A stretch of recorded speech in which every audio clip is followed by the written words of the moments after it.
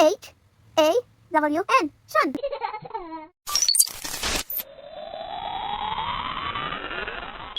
Ito po yung mga kaganapan kanina.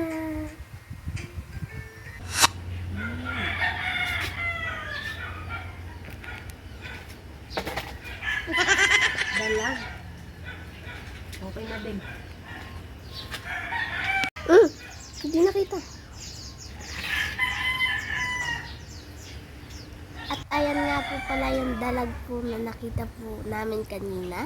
Yung pong nasa, ano na, kasi po bumababa na yung tubig. Ayan, natagpuan po namin siya. Pinakita nga po sa mga aso para alam nila. Oo. Hating kapat.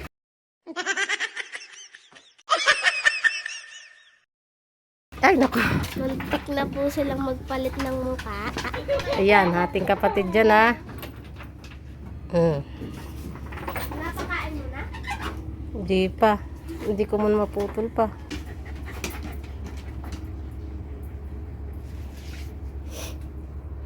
Ker.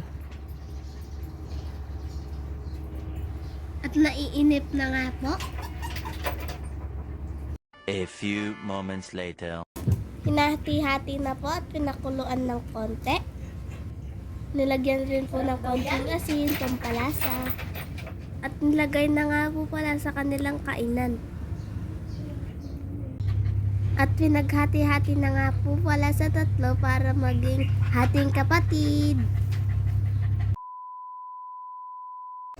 At pinalamig lang nga po pala ng konti. Maya-maya lamang ay kanila na silang diskarte sa pagkain ng kanilang isda. Ang kanilang mahal na isda at magpasalamat sila sa baha. At dahil galing po yan sa baha, meron na po silang almusal. At ayun ay isda. At hindi lang basta isda, malaking isda. At ang isa na ito ay napunta sa kanya ang part ng ulo. Mainit-init pa po yata. Nung nakaraan po kasi nakahuli po kami ng isda at binigay sa kanya ang isda.